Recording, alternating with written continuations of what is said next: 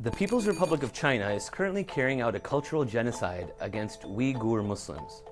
Now, it has been almost a year since the United Nations reported that 1 million or more Uyghurs are currently being held in brutal detention camps in the Xinjiang region. The global community knows exactly what is happening, and yet the US continues to turn a blind eye.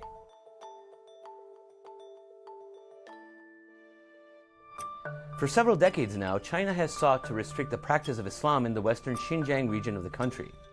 More than half of the 24 million people in the province are known as Uighur Muslims. Over 1 million of these Muslim men, women, and children are currently being imprisoned within internment camps across China. According to numerous reports, the conditions inside these Muslim internment camps are absolutely horrifying.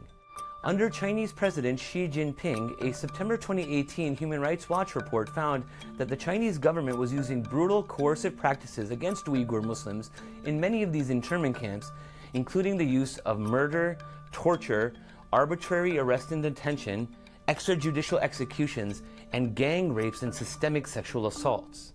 Now, some Uyghur Muslims who managed to escape the camps claim that they were forced to eat pork and drink alcohol, both of which are forbidden to observant Muslims during their time there.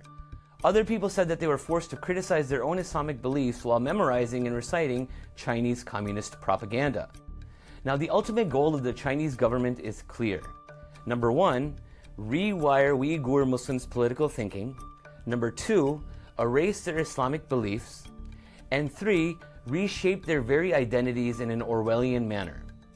Now, let's be honest for a second. If the Uyghurs were Christians instead, the whole world would know all about them. Time and time again, Donald Trump and Vice President Mike Pence have taken vocal stances on Christian persecution, both here in the US and abroad. Now, Trump has no problem condemning China over tariffs and his bizarre trade war, but you will hear crickets from him when it comes to protecting the human rights of Muslims. And let's remember that this is a president with a long history of Islamophobia. Now, even though the Trump administration has not taken the Uyghur crisis seriously yet, in July, over 34 Republican and Democratic senators co-sponsored a bill called the Uyghur Human Rights Policy Act.